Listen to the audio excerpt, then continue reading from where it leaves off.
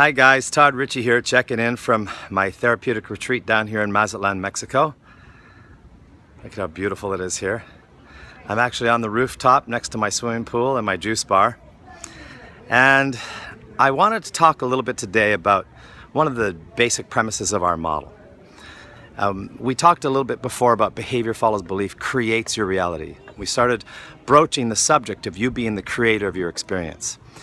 I want to let you know that our model also states that if you're in any sort of chronic pain dynamic, if you're in any repetitive pattern of pain, and when I talk about pain, what I'm referring to is emotional, psychological, spiritual, sort of even chronic physical pain, we believe that the vast majority of human suffering is driven by our own internal biochemical addiction to pain. And I gotta tell you, it frustrates me sometimes, even though I certainly understand where it comes from. What we teach here is 100% accountability.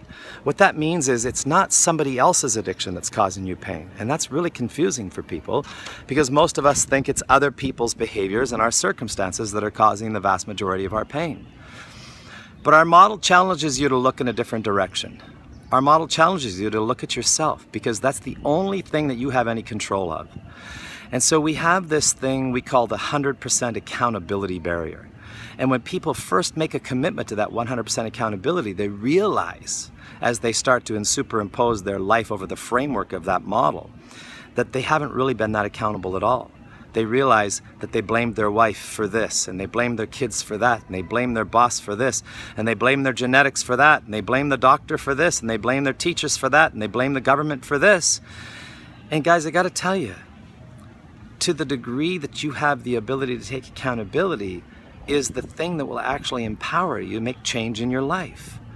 Every other person or thing or circumstance that you blame, you're basically saying, I'm powerless, I'm a victim.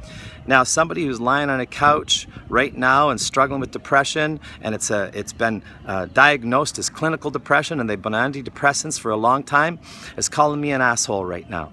Todd, you don't understand. This is a biochemical imbalance. And what we say is that it's a biochemical addiction, that you're actually addicted to your pain states, and your stories and your narrative and your identity and your belief systems are the things that are perpetuating that pain. And so how do I get people motivated? How do I help them find the courage and the consistency and the commitment to not only face their reality, to take accountability, to face and overcome those fears, but to really step in and dive into the process? And that's the challenging thing. How do you get somebody up off the couch?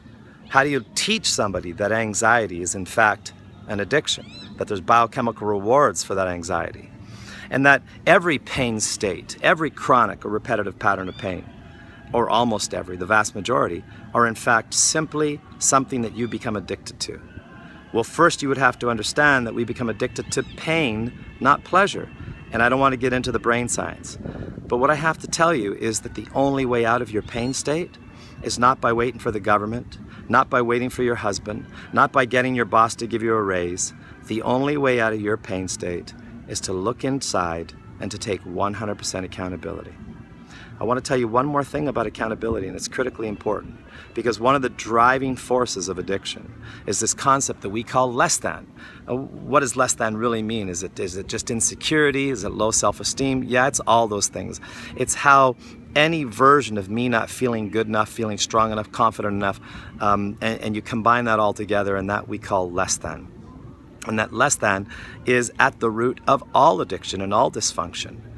And so, how are you going to transcend less than? Well, the only way that you can, it's not by getting a great job or finding a beautiful girl or making loads of money.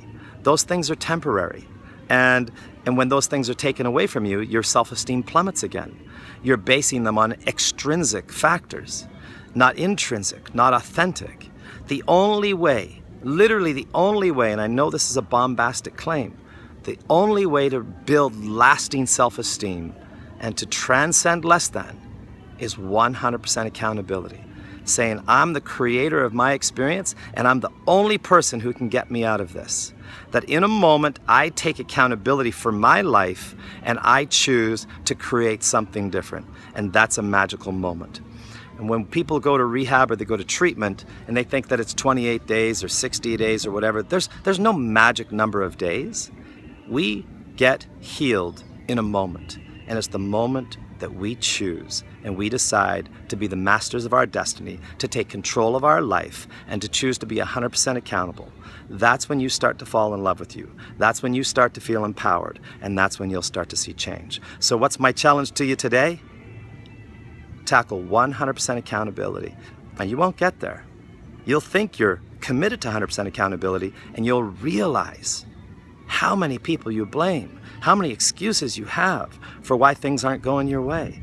And then you'll commit deeper to 100% accountability. And you'll realize that you're still not there as you discover more things that you're blaming and playing the role of victim. And you commit to 100% accountability, and magical things will start to happen. As you discover you're not accountable, you do become more accountable and more accountable, until at some point you pass through this accountability barrier where things start to get easier. In fact, you start to become more conscious, more aware. And in a way, we say it's probably the best way to enlightenment. So anyways, I don't want to prattle on much longer. That's my challenge to you. For the rest of the day, maybe the rest of the week, or until you see my next post, 100% accountability. You can do it. Come on, guys. Talk to you soon.